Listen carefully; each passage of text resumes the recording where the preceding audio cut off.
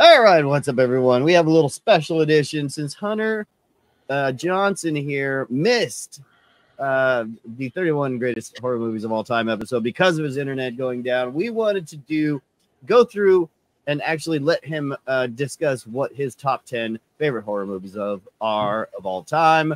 Hunter, take it away. What's number 10, dude? Okay, so yeah, my top 10, a lot of titles made it on the top 31, but some actually snuck into my top 10. But my number 10, this movie, The Omen, man. I love The Omen. I watched this in my very formative years as a kid growing up watching horror movies. I have this record of the soundtrack. The Omen is just... It couldn't not be on my top 10. And the cool thing about being involved in this top 31 list is because we all had to put down our top 100 movies and narrow down top 10 out of 100, which was a super fun challenge. And when I got to the top 10, I was like, when I thought of horror movies that to me just like are perfect or near perfect and just hit in that way that just like is anytime you watch it, it's still scary. Like The Omen to me is just one of those flicks, man. So it's my number 10 of all time horror movies for sure. Yeah, I mean, there's some killer fucking deaths in that movie with the babysitter jumping off the building. Oh, all for you. Insanity.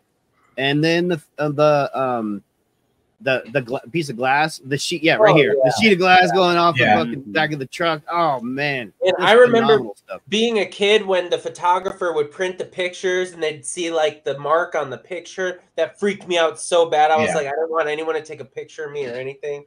But The Omen, man, so good. And Gregory Peck's performance is really slept on or underrated. Like, he's so good in everything he does, but The Omen in particular, his performance is like top tier, dude. Top tier. Yeah. Dude, I went to a theater one time about, I don't know, 15, 18 years ago. I saw The Omen, and during like some of the conversations between Gregory Peck and his wife, people were laughing. And I'm like, what the fuck are you people laughing about? This is not fucking funny. But I could see some of the dialogue was a bit wooden. Just being surrounded by a lot of people. But it was just some of the dialogue. But man, just so much of this fucking movie is just crazy. I think that's later generations. Yeah, not accustomed to watching a movie from like a different era, a different decade.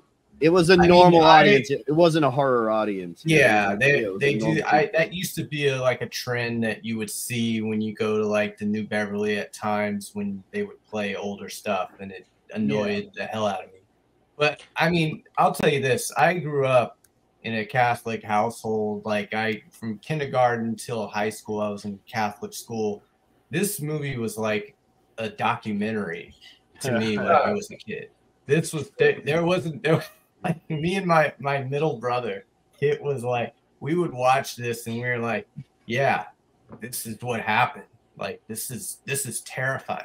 And so yeah, Omen is on my list. I don't know where I put it, but it's definitely I agree with you with that.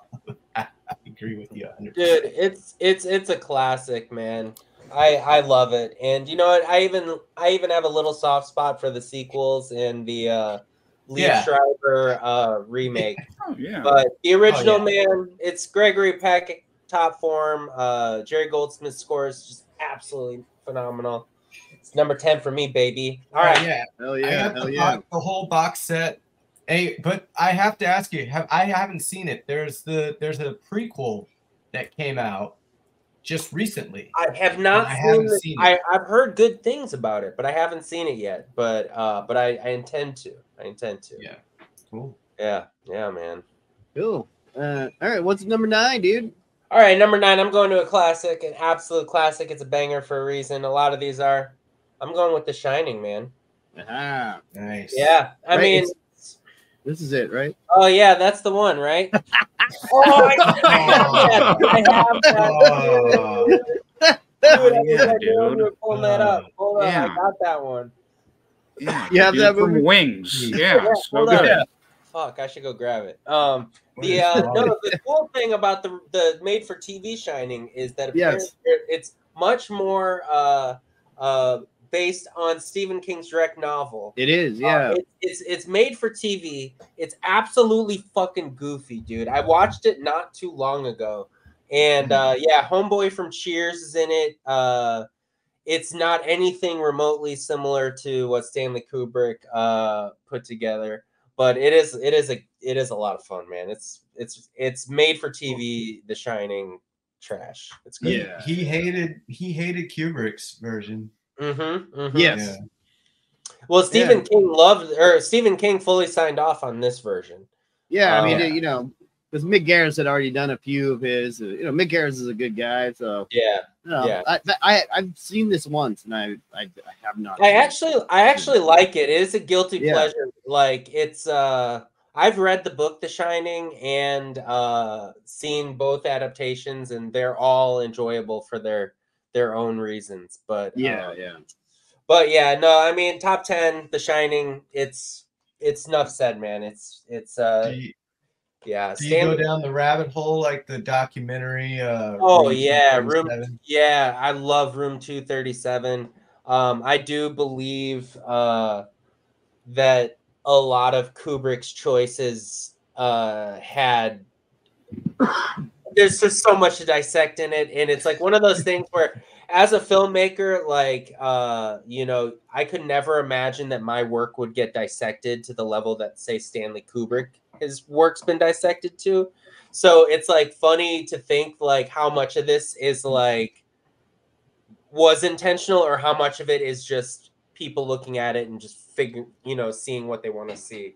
So I don't know, but yeah, dude, the moon landing stuff is pretty interesting to think about.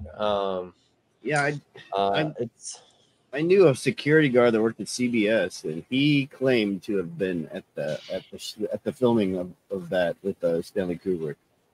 Well, yeah, I'm sure. Yeah. Well, so who knows? Crazy old fucking dudes. I don't want to go down a rabbit hole, but what people also don't realize is that they did shoot promotional land mooning stuff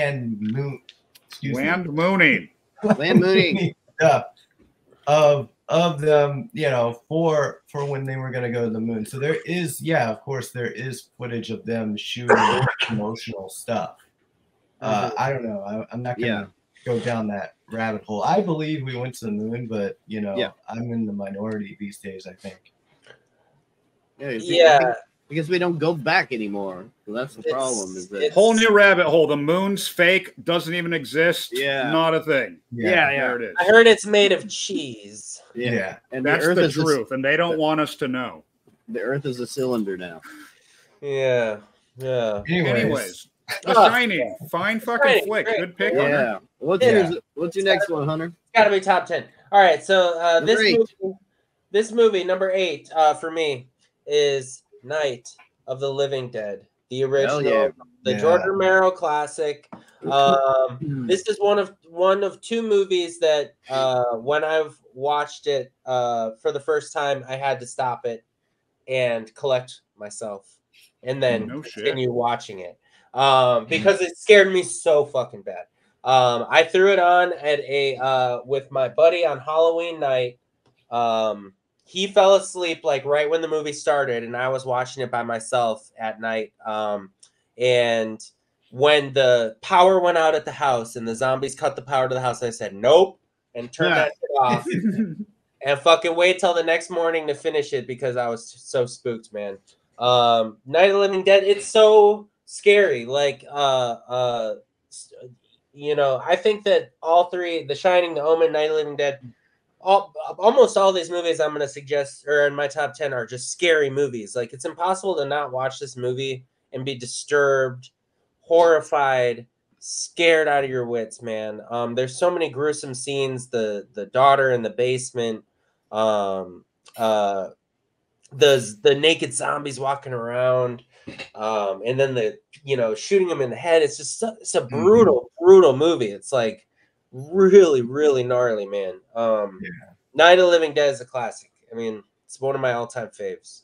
And I would even say, I would say that it is the best of the Romero zombie movies. I'll say that. Oh, really? So I know Dawn of the Dead is like hailed as his masterpiece, but Night of the Living Dead is like a near perfect film for me. Like it's just so timeless. Yeah. It created everything. Yeah, it really did. It really did. We all owe a lot to this movie. Mm-hmm. Yeah. I mean, if you're a horror filmmaker, eventually you're gonna do a zombie movie. It's bound to happen. And I've done a few. Yeah, I've been a zombie. I've been bitten by a zombie. I've made love to a zombie. Oh yeah, Alex did drunk zombies. Yeah, Alex got drunk as a zombie. I survived. I survived the drunk zombies because I was Wino Bob, and the zombies don't like eating drunk people. Stay drunk, stay alive. Yeah. Yeah. And we didn't even talk about the politics of this movie. You know, there was groundbreaking in the casting choice. Well, he said that. I mean, Romero said that he was just the best actor for the job. He wasn't. And I love that. You know? I love that, and I think that's perfect, and I think that's the correct answer, and it probably is true. You know. Yeah, that's even more of an important statement as well. Instead of like trying to fucking make a statement, you made an anti-statement by just saying, "I just got the right person because he's the best person." And he was fantastic in the film. But then we can all still read into it if we wanted to because of the politics of the time, and we all didn't grow up then. It's like, oh, it's really interesting for us because we have a different perspective because of the history books that we read. You know. And Martin Luther King and all the civil rights movement in the late 60s. So it's just a great movie too. Just the horror that the people go through. Like that's the real interesting part of it is the watching the humans collapse and what they put each other through. Yeah. And the other cool thing about the Night of the Living Dead tape is that because it's a public domain movie, there are so many releases of Night of the Living Dead, and I've seen people in the VHS collectors groups that have like 25 different copies of Night of the Living Dead because so many people have put it out. But yeah, this one is pretty cool. I like this tape. Yeah, man. Fucking Night of the Living Dead. The other tape or the other movie that made me that I had to turn off at a certain point is on my list coming up. Your number 7? It's not my number 7, but it's coming up. Okay. My number 7 is a movie we've talked about on the show before. It's a movie that I adore. It's May. It's just a great horror film. Angela Bettis and Jeremy Sisto and Anna Faris in Lucky McKee's May. This is just a character piece. James Duval. About a girl that goes crazy, man, and just has to try to make a friend, literally. So it's like, it's just, you know, when we were doing our top lists, like I know stuff like May is probably not going to make the list. Made my list. It made your list? Yeah, it definitely made my list. I love fucking May. I was obsessed with that shit. Yeah, but in terms of like top. Oh, and Anna Faris. Oh shit. Yeah. Oh, Anna Faris is incredible in it, dude. She's. I would pay to watch her read the phone book. I think she's the funniest shit on the planet. She's like a Lucille Ball and shit, you know. She is so good in this in May, dude. With Angela Bettis, like their chemistry in this movie is like fucking like incredible. It's like so like erotic in a weird fucking way. Oh shoot! I and I even went a bit out of order, but that's all right. Yeah, you did. My bad, bro. So this is his number 6. It's all right. Yeah, it's my number 6. Right. I should have go back to number 7. Yeah, it's okay. It's okay. This can stay in numbers. This can stay here. It's fine. I would even argue that this is like our generation's Carrie.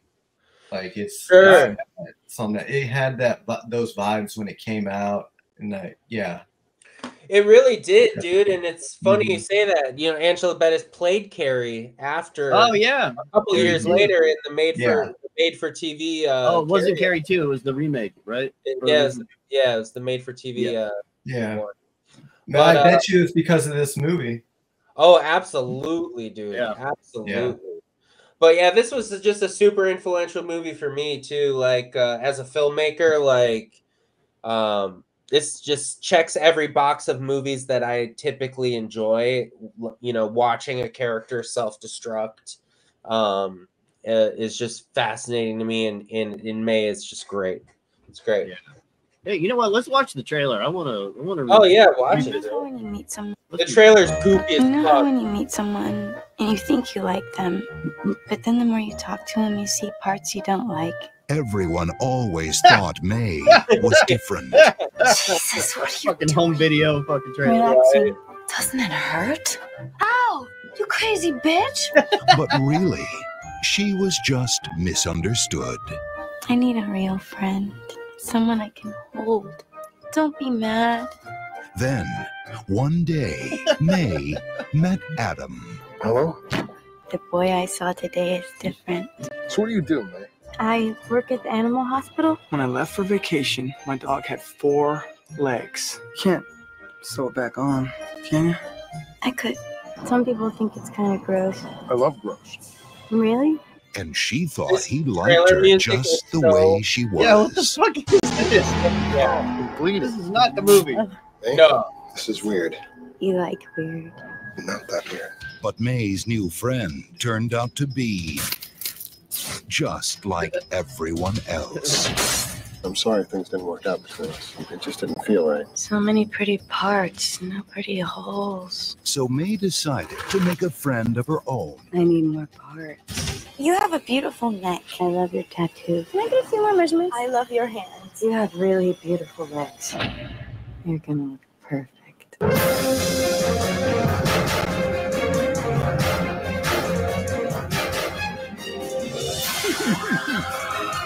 Trailer is goofy.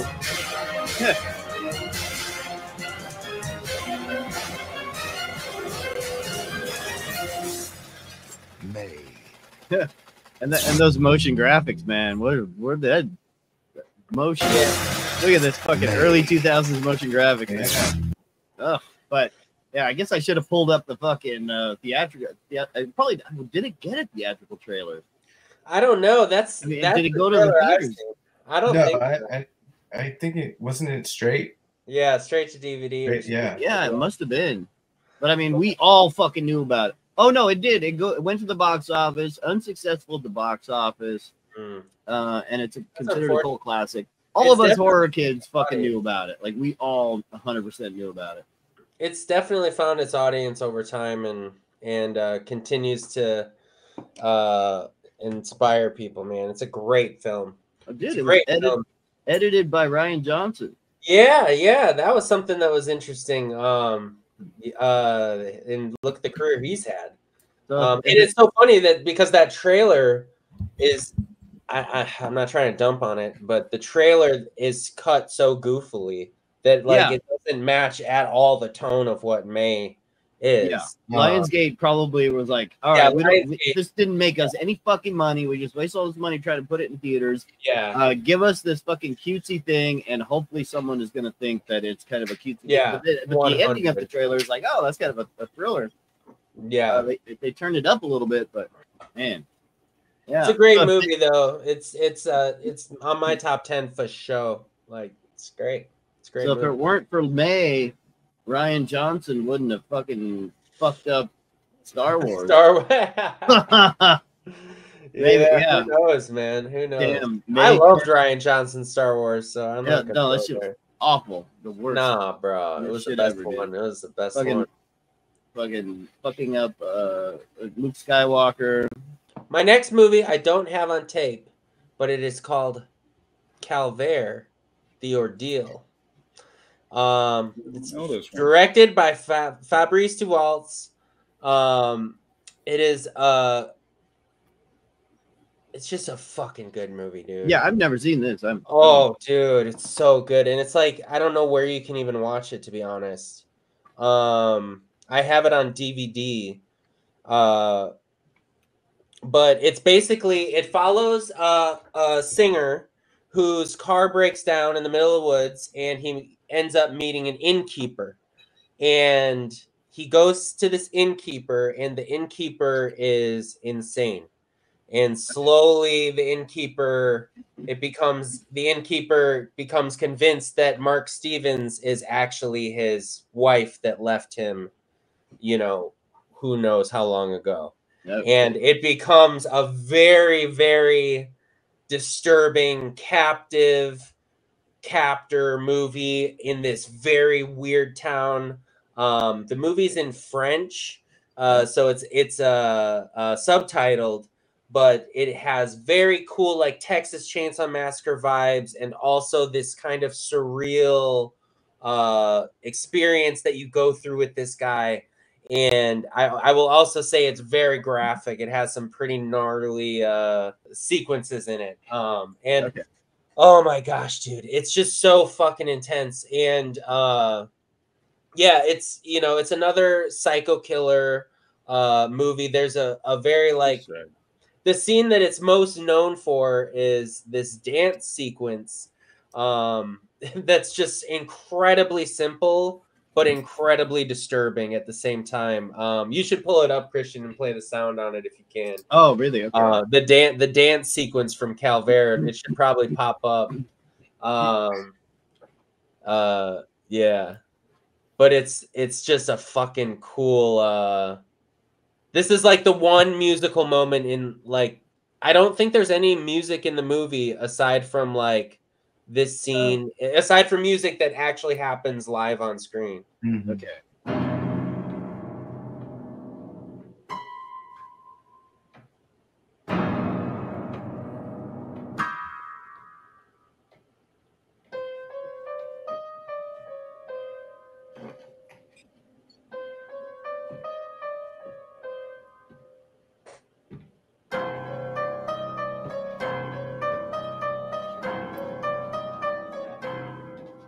Early 2000s green fucking coloring of movies.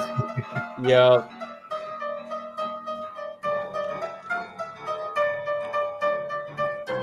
Everybody's trying to be Seven. Yeah, so without spoiling too much, all the people in this town eventually start to become obsessed with the idea that Mark Stevens is this woman. And yeah, it's just fucking wild, dude. And yeah, it's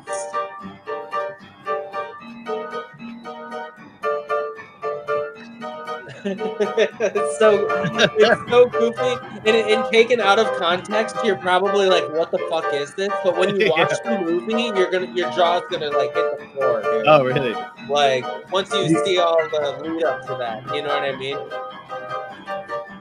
But yeah, looks like a Crispin Glover music video currently. Fucking Clowny Clown or some shit. Yeah, dude. And yeah, so looks like a night here at the Goat Bar without any sausage party, you know. Yeah, check out Calvert. It's fantastic. I don't know where you can watch it, to be honest, but if you can find it somewhere, grab it. You know what's funny is I was looking it up and I saw the box, the DVD box, and I have that movie in storage. I never watched it.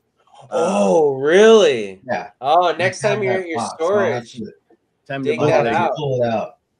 But yeah, like, I was looking at the poster and I'm like, that looks so familiar, but it's just never watched it. You know, so like my horror movie journey like really got serious in like 2002 to 2006. So that came out in 2004 when I was looking for what disturbing movies are coming out, what weird. So I saw it right when it came out, and it blew me away. And I've rewatched it numerous times. It holds up. It's just a really cool torture porn kind of vibe, Texas Chainsaw vibe, foreign kind of vibe, beautiful cinematography, and yeah, check it out. Calvert, The Ordeal, and it is an ordeal. Yeah, let me check. What's next on my list, dude? It looks like it's on Shudder. I'm gonna check that shit out later. Oh, dude, watch that one, bro. You'll see like a lot of May has... and Calvert are two that like really inspired me creatively, like in terms of like the style of films I like to make and vibe with. How creepy you are. How creepy I am. Okay, we're back on track, baby. Yeah. So my number 5, my 5th favorite horror movie. I'm gonna give it to Sleepaway Camp. This I mean I've if you've watched this podcast, you know that I love Sleepaway Camp. You know, I rep Sleepaway Camp in my office. Yep. This is a classic 80s film starring the wonderful Felissa Rose. It is, in my opinion, the best slasher film of the 80s. Oh. Wait, hold on. You have a number 3 that is a little higher. I don't consider that a slasher film. Oh, really? Okay. This is so when I say slasher film, I mean like a whodunit, you know, one by one victim kind of movie. This is less of a character study and more of a traditional slasher formula. Yeah, we got Friday the 13th. Exactly. But with that said, it does it perfectly. And I know it made the top 31, and rightfully so, because it didn't quite make it made number 32, I think. Are you fucking telling me that Sleepaway Camp didn't make the list and Killer Clowns from Outer Space did make the list? Yeah. It did. Are you gonna cry?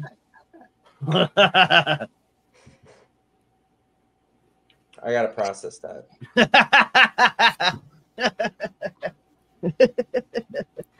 You can't use logic on the list, Hunter. Dude, but no also, logic.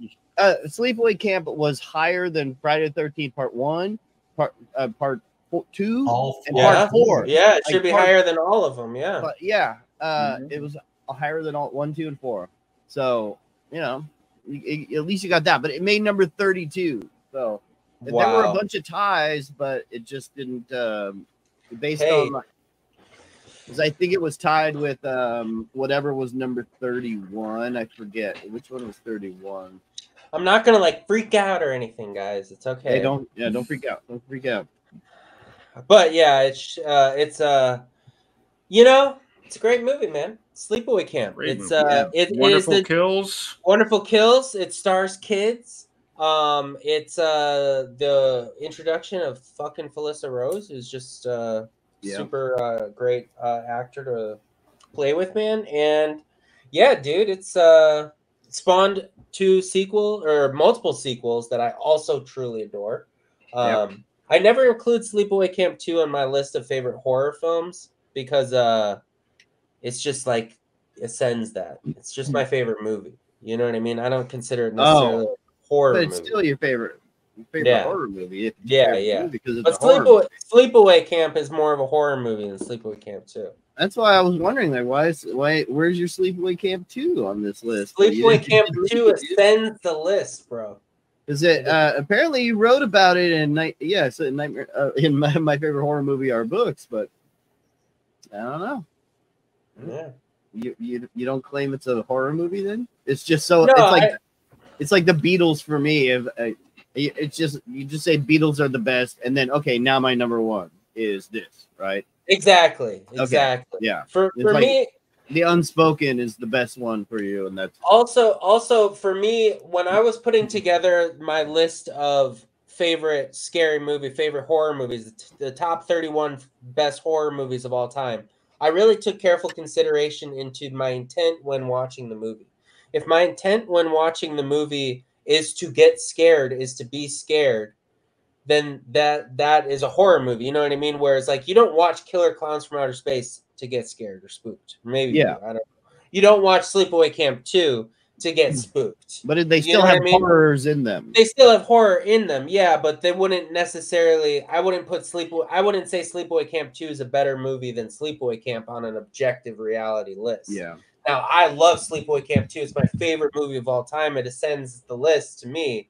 But you know what I'm saying? Like Sleepaway Camp is the scarier, better movie. Mm-hmm.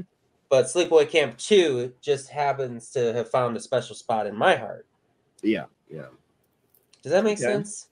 Yeah, I mean, I guess so. You know.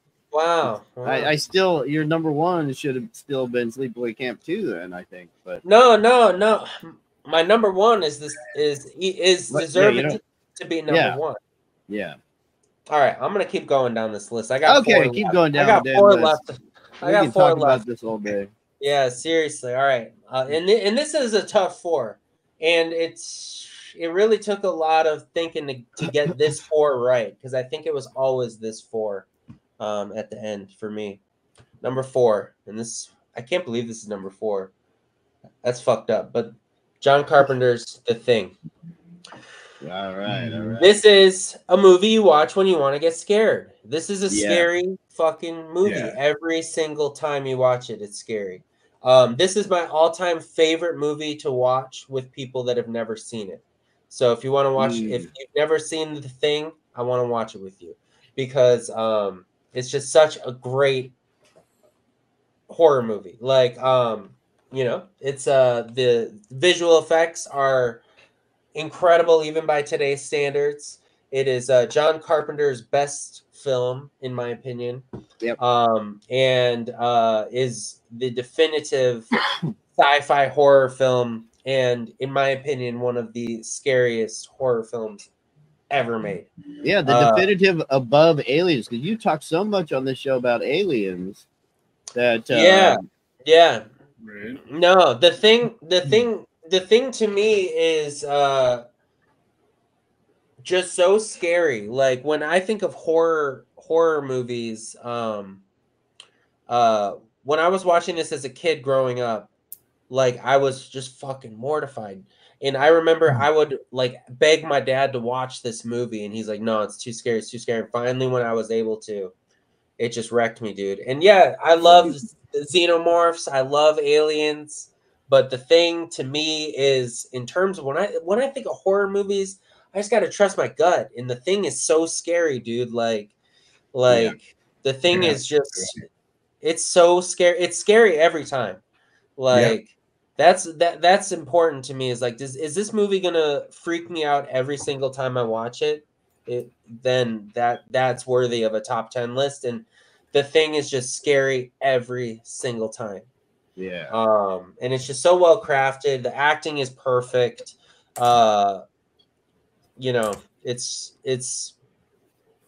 a perfect movie. The thought-provoking ending, like that's the ultimate right there. Is like you go through this roller coaster all the way through, and then you finally get to the end, and the thought that, you know, oh man, what's really happening here, and who's the thing, and it leaves you guessing continually. You know, it's one of those movies you talked about earlier. It's like you continually think about it afterwards. So it's one of those those gut-wrenching endings. And oh my gosh, I just had a realization that every single movie on my top 10 list, with the exception of maybe The Shining, has like a gut-wrenching ending. Like, you know what I mean?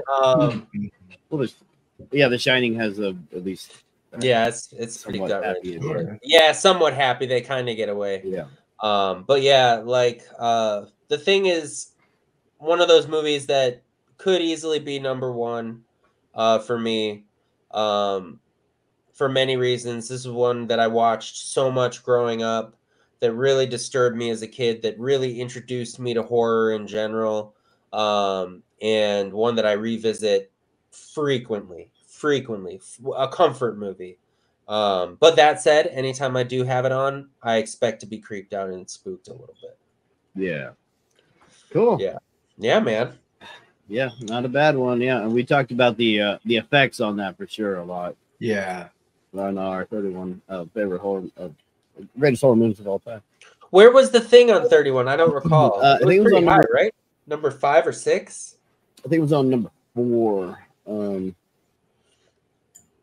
My bad. I should have. Hold on, let me pull it. Yeah, I need to pull that up. Where is it? And if you speak Norwegian, you get the ending of the film in the beginning of the film, which is brilliant. Which is absolutely brilliant. I which didn't is know that. incredible filmmaking. Like that's such a nice touch. Yeah, at the beginning of the thing, when the Norwegians are chasing the dog out of the helicopter, Christian, they're shouting at the Americans in Norwegian, "Stay away from the dog. The dog is evil. The dog. We have to kill the dog." Like, oh shit. Yeah, dude. Like, yeah. So there were some Norwegian people that went and saw that in the theaters in 1982, or just like, "What the fuck?" Like, okay, I guess we can go now. Yeah. That's cool. Or they these stupid ass Americans, man. Or they dubbed it for the Norwegians into another language, like Zimbabwean or something. You know.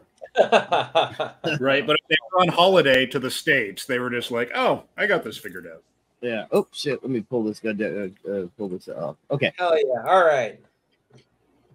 The suspense. Top so three. the thing made number 7. Number 7. Okay, that's respectable. Respectable. Yeah. That's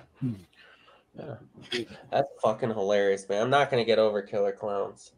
All right. I'm not gonna get over that. All right. My number 3 is my next 2 movies. Actually, I've talked about on this show. So these are special tapes to me. Number 3 is Henry Portrait of a Serial Killer. Actually, if you go to the Film Villains YouTube page right now, you can watch a whole 10-minute clip of me talking about this movie with the guys and just all the really incredible aspects to it, and John McNaughton's documentary style filmmaking in this character piece starring Michael Rooker that's just so chilling. It's haunting. It's incredibly disturbing. It's very, very, very graphic. And one of the most chilling horror movies of all time. Absolutely influential to me. And I do not consider this a slasher movie because this is not a slasher movie. This is... I agree. We know who done it. Yeah, this is a much, much more personal experience than Jason or an Angela. So get ready if you do venture into this one. If you know nothing about it, get ready, man. It's a trip. It's number 3 on my list. It's I wasn't surprised it didn't make the top 31 list because this is a pretty tough watch.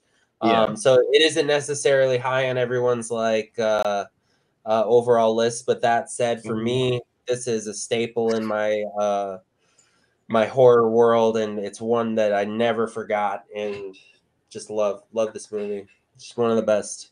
Yeah, and like we had said, it's a good one to watch on VHS. If you can find one. And Michael Rooker. I heard that Michael Rooker came into the audition for this film in his work clothes, and they thought that he fit the part or the look so well, and then after seeing him act, they asked him to bring those clothes, and that's what's in the film. Nice. They're like, hey, just show up how you were at the audition. He's probably like perfect. Yeah, that's awesome. Yeah, but Michael Rooker just is so brilliant in that movie, man. It really is brilliant. From an actor, I really love to watch just Michael Rooker's performance in that movie. I could just like swim in it, dude. Like from an acting perspective, I just think it's so strong. But yeah, great movie, man. Yeah. And one of my favorite tapes too, man. And it's just the cool shots of just the camera is just sitting there and watching from into the next room as someone's being killed. You don't even really see much. Dude, it's that bathroom kill. Oh, and they're watching tapes of shit, dude. Yeah, and it's one of those too where the last 20 seconds of that movie are just like you're just like your gut hits the floor. When you realize what happens at the end, you're just like, no, you're just like, oh, it's just so grim. Yeah. And it's just like, to me, it's like probably the greatest portrayal of like pure psychopathy ever captured on screen. In such a real way, dude, where it's like, it's not exploitive. It's not, or it is exploitive, but for the not for the reasons of being exploitive. It's like, it's just what it is. It's like, this is what a psycho serial killer is. Like, just fucking cool movie, man. It's a good one. It's a good one. Yeah, and I think definitely watch Henry, and then watch Murder Lust. Or maybe Murder Lust. Plug for Murder Lust. Yeah, dude. And Henry too. Don't forget, an audience out there, watch Henry too. It's phenomenal. Chuck Perello directed. I've gotten to befriend him over the years, so dude, he's a super nice guy, and that movie's fucking phenomenal, dude. Yeah, right, check the film. So we're on my top 2. These are top 2 horror movies of all time. These are 2 of the scariest movies ever made. My number 2 movie is the other film that I had to tap out of upon a first watch because it was so scary to me. Yes, this is 2003's classic film, The Texas Chainsaw Massacre, starring Jessica Biel, known from Seventh Heaven fame. This is actually a really, really great movie. You like this? No, but okay. We'll put the. It's a good movie. We'll put the correct one. I don't like. No, this is not. This is not what he's saying. He likes the original Texas Chainsaw. But I do like the original. Is my number 2 movie for sure. But with that said, though, I also am a big fan of not only the Texas Chainsaw 2003, but also the Texas Chainsaw Massacre at the beginning. The prequel is better than this one. It was way better. But when I watched this one in high school, I hooked up. So nice. Special, Was it after the girl blew her head off? It was right. Yeah, right. Let me tell you something. That was the coolest part. Scene perfectly. That was the coolest part. But yeah, we're talking Texas Chainsaw Massacre. Oh, and they shot that practically too. Did you know that, bro? Dude. When they did that shot of the camera pulling through her head, that was a legit one take practical effect, which is brilliant. But yeah, man, Tobe Hooper's film Texas Chainsaw Massacre. There's nothing else like it. There's no other horror film like it. It's just a pure ride of carnage and insanity. It's Leatherface swinging his chainsaw wildly in the sky, man. That's the movie. Yeah. Like if you're into that shit, you're gonna love this movie. And I mentioned this on our episode the other day that I think him grabbing whatever fucking name was, Sally or whatever, and for the first time and just pulling her in and then slamming that big metal door is one of the greatest fucking horror movie moments of all time. And it really is. And believe it or not, bro, that's the scene that I noped out of when I first watched this movie. Really?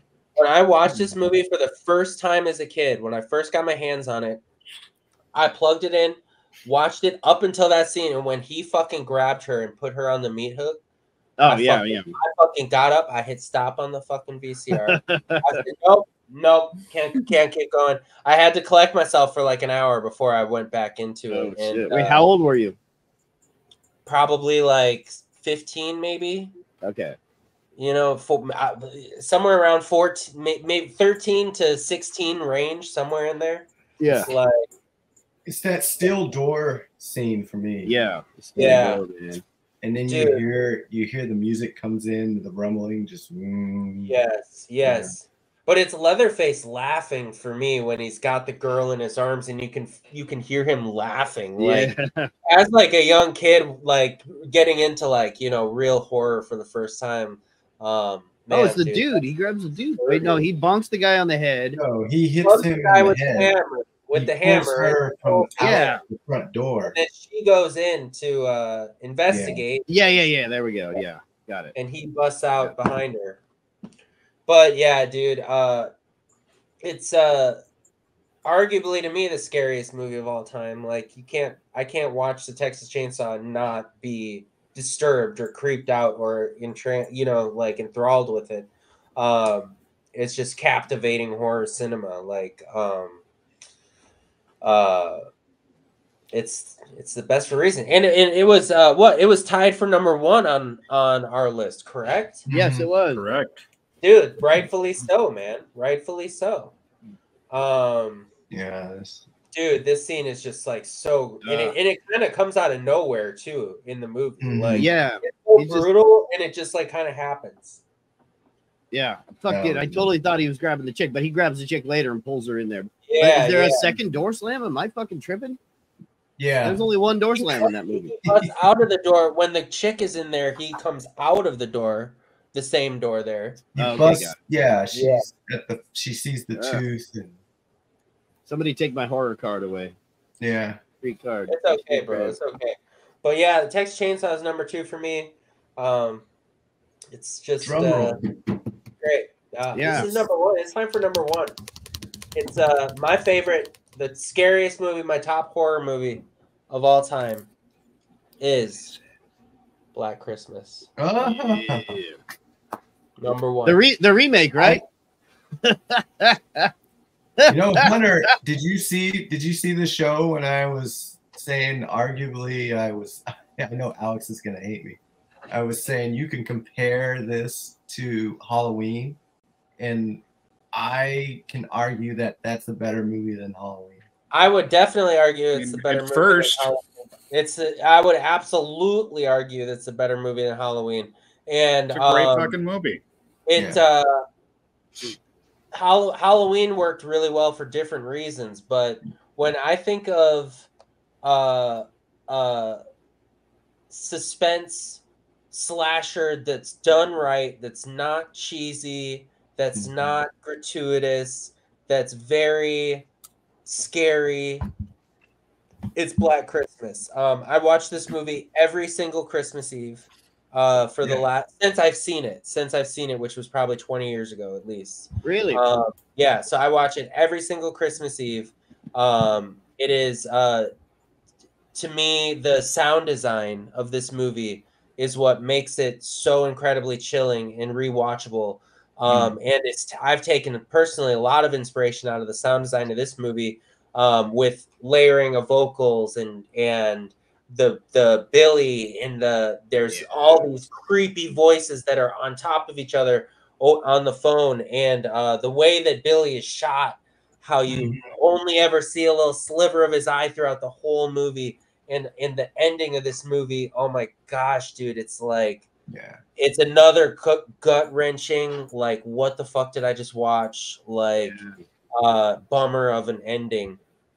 And to me, it's so suspenseful, and it's one of those where when I recommend this movie to people, which is frequently, I tell them, like, give this movie the chance it deserves, which is lights off, phone off, get a fucking bucket of popcorn, and get a blanket on with your partner or whatever, and watch and give it 90 minutes, 100 minutes of your life. And you will be thankful if you do that, because it's a movie that, like, it's not going to wow you with the blood on spraying on the screen or the jump scares or anything, but it's like one of the scariest slow burns that culminates into like such a great climax if you're willing to put in the time to watch it. So I just can't speak highly enough about it. Olivia Hussey is absolutely incredible in it. Margot Kidder is incredible in it. This is also directed by Bob Clark, who famously directed A Christmas Story, which is, in my opinion, the greatest Christmas comedy of all time. So he has the double whammy of the two best Christmas movies ever made.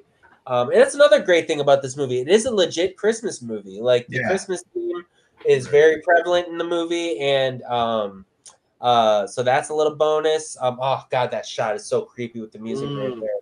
Like, it's just, to me, it's the best slasher ever made. I love Halloween, but like I said before, The Thing is Carpenter's best movie. So Black Christmas to me is the gold standard for slasher films. I would go to the New Bev every year, and I'd watch this on the big screen with a crowd, and it never got old, ever. No. And then they struck a new print, and it was even better because they took the negatives and they struck a new print, and it just looked amazing. But the cool thing about what they did is they would play this, and then they would do the double feature with Silent Night, Deadly Night. So you would get scared out of your mind, and then you'd have like, you know, a 5-minute coffee break, and you come back in and you watch Silent Night, Deadly Night, and you have a good time just laughing your ass off. Hell yeah. Hell yeah. Dude, yeah, it's great. And yeah, man, it's Christmas horror, man. Season's coming up, I guess. I know. But it's my top one, man. It's number one for me. Like the scariest horror movie ever made, in my opinion. Yeah, if you watch it, if you just, it used to be a fucking tradition for me to watch Black Christmas 2 and Christmas Evil, because I actually, I don't know. I mean, I have a love of Christmas Evil, maybe even a little more than Black Christmas. I don't know why. It's just Christmas Evil is great. Yeah, it's along those. I just like those when you follow a serial killer around. It's super fun to me. Like it's just like Murder Lust. But I realized just now that since I've been making movies every single December, I've had a feature film since like 2017. And this December, I don't know if we're gonna make our movie in part of this December or in November. But I need to fucking watch Black Christmas this year. I probably have it on VHS. I don't even know if I have it on DVD or Blu-ray. So, dude, I really, really want to get the original VHS release of this. Yeah, you have like an MGM modern version. I have, yeah, which is it's actually surprising. 2004. Yeah, like all the Black Christmas tapes are actually very valuable, which is funny. Really, but the original box art is like the girl with the plastic bag, like, and it's kind of like animated like a little Christmas like something. It's very cool looking. Yeah. So at some point when I have, you know, an extra $100 to just blow on a random tape of a movie I already have on tape, then I'll get that. But and maybe if I have it, maybe I'll be making $100. Oh, yo, if you have the original, if you have Black Christmas, the original VHS, I definitely don't have an original. I would have, but I might have that fucking white box. But it might be a more modern one, like if I bought it before the DVD era, like late 90s or something. But no, my girlfriend got me this one, and I was super stoked. Yeah. I got it for Christmas one year because I didn't have it on tape. So I was like, yeah. I watch it every Christmas Eve. So this Christmas Eve, watch Black Christmas. Cool. Yeah. Yeah, man. But that's it. That's my top 10 list, dude. Those are my 10 favorite horror movies of all time. I was stoked that some of them made it onto the top 31. Were you surprised at anything besides Killer Clowns? Did you watch the 31 episode? I honestly haven't yet. Well, Hunter, if you want to watch that, make sure to click on the video at the end of this because it'll be there. Yeah, you guys keep pointing the wrong way. It is. Yeah. Wait, I keep pointing the wrong way too. You got to point the opposite. Yeah, right. Okay, I'll put it right in the middle. How about everybody point in the middle? Yeah, point in the middle. Watch the 31 greatest horror movies of all time right here, and we'll see.